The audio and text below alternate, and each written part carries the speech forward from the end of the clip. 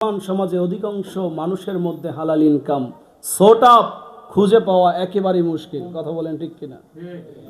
হালাল ইনকাম আমরা তো দেখি এখন অনেক আলেমদের মধ্যেও হালাল ইনকাম নাই। লেবাস পরা মুফতি, মুহাদ্দিস, মাওলানা, হাফেজ, মসজিদের ইমাম, এদের ইনকামেও হালাল ইনকাম খুঁজে পাওয়া যায় না। কিভাবে? প্রত্যেকটা পরিবারের মধ্যে এখন এনজিওর সাথে সম্পর্ক, প্রত্যেকটা পরিবার এনজিওর সাথে সম্পর্ক। এনজিওর সাথে যদি সম্পর্ক আপনার থাকে তাহলে ইনকামটা আপনার হালাল হয় কিভাবে? সম্মানিত হাজিরিন, আমি আমার কথা বলতেছি। আমি জায়গা কেনার জন্যে জায়গা কিনবো, হুট করে আমার বড় জ্যাঠা জায়গা বিক্রি করলো, আমাকে বলতেছে যে জায়গা কেনা লাগবে, আমার ঘরের সাথে জায়গা, এটা আমাকে বাধ্যতামূলক কিনতেই হবে, নাহলে অন্যজন এসে ঢুকে গেলে সমস্যা আমার। পরে এনজিও থেকে ঋণ নিয়েছিলাম, মানে প্রেশানে অন্যরকম অবস্থা। আমি ওই সময়টাতে দেখছি ইনকাম যা করি একটা চারে না পয়সার বরকত নেই একেবারে। আমি নিজে প্রমাণ, যা ইনকাম করেছি চারেনার বরকত। রাত্রের ঘুম আমার ঠিক মতো হয় নাই, কোনোদিনও রাত্রের ঘুম হয় নাই, পরিবারে ঠিক মতো খাইতে পারি নাই। এইটা ব্যাপার না, কথা হচ্ছে রহমত যে একটা নাই, বরকত যে নাই, এইটা আপনার কোনোদিন খুঁজে। পরে চিন্তা করলাম যা আছে কপালে আগে ঋণ শোধ হবে, কান ধরে আল্লাহর কাছে তওবা করব, আল্লাহ না খেয়ে মারায়, না খেয়ে মরে যাব, কিন্তু কোনোদিন আর এনজিওর সাথে সংযুক্ত হব না। আল্লাহ রব্বুল আলামিনের কত দোয়া করেছি, ঋণ মুক্তর কত দোয়া করছি, করতে করতে আল্লাহ রব্বুল আলামিন মাফ করে দিয়েছে।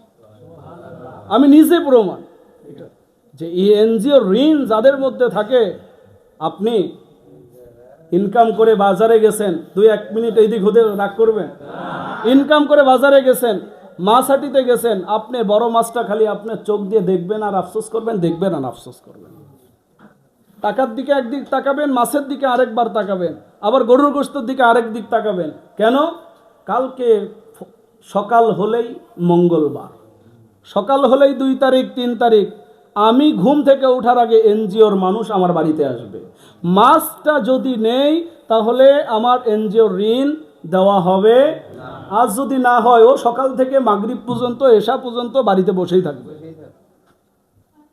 যদি ওর দ্বারা কাজ না হয়, ওর ম্যানেজার, ওর অমুক তমুক এনজিওর ম্যানেজার, ওর এরিয়া ম্যানেজার সব এসে আপনার বাড়িতে লোট। কথা বলেন ঠিক কিনা? সবাই আসবে আপনার বাড়িতে ধরার জন্যে। আপনি যে রুচি মতো খাবেন, এই খাবারটাও এরা এমন ভাবে শেষ করে দেয়, খাবারের প্রতিও রুচি চলে যায়। কথা বলেন ঠিক কিনা? এটা বাস্তব। কিন্তু খাবারের প্রতিও মানুষের রুচি।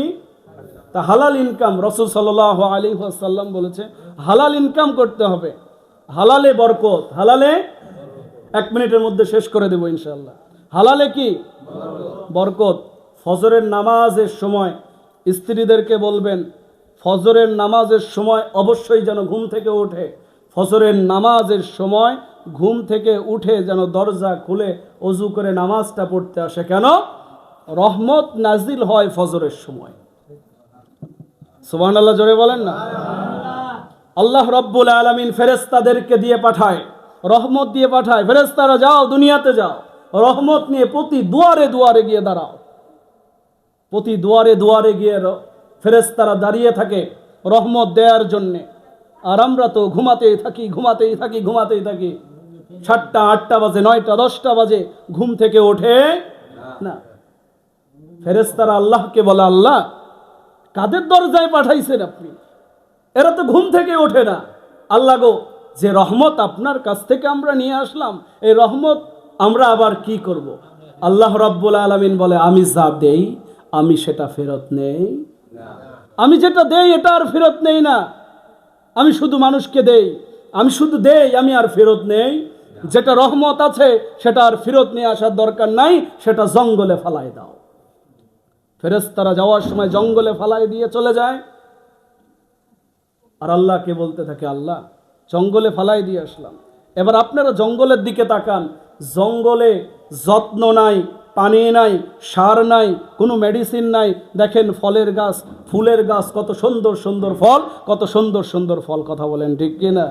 জঙ্গলের দিকে তাকাইছেন? কোনো যত্ন নাই, পানি নাই, চাষ নাই, হাল নাই, কিছুই নাই, এত সুন্দর সুন্দর ফল ফুল হয় কোথা থেকে? ওই যে রহমত সেখানে ফালাই দেওয়ার কারণে সেখানে যত্ন ছাড়াও ফুল ফল। সম্মানিত হাজিরিন, এই জন্যে ফজরের সময় তাদেরকে তুলে দেবেন। আপনার তো অলস শরীর, সারাদিন কাজ করেছেন, আজান শুনতেছেন, ওঠার চেষ্টা করবেন। আপনি 2-1 মিনিট যদি পরে ওঠেন, বউদেরকে তুলে দেবেন, স্ত্রীদেরকে তুলে দেবেন, যাও বাহিরে চলে যাও, ফজরের নামাজ পড়ো। এখন রহমতের সময়, রহমতের ফেরেশতারা রহমত নিয়ে আসবে আর ঘরে ঘরে রহমত পৌঁছে দেবে। আপনার দরজা যদি বন্ধ থাকে, আপনার ঘরে রহমত পৌঁছিবে? রহমত যখন ঘরে পৌঁছে না, তখনই তো পরিবারের মধ্যে বিভিন্ন প্রকার দ্বন্দ্ব এবং এই রকম ঝগড়া বিবাদ চলতেই থাকে। কথা বলেন ঠিক কিনা? সম্মানিত হাজিরিন, তাই আসুন এই 4টা কাজ আমরা করব। কয়টা? আরো জোরে বলেন তো কয়টা? শেষ। এক সত্য কথা বলা। জোরে বলেন না সবাই? সত্য কথা বলা। আরো জোরে। 2 আমানত রক্ষা করা। 2 আমানত রক্ষা করা। 3 ভালো ব্যবহার। 3 আরো জোরে বলেন, আপনাদের হয় নাই, তার মানে আপনাদের ক্লাস করাচ্ছি কিন্তু।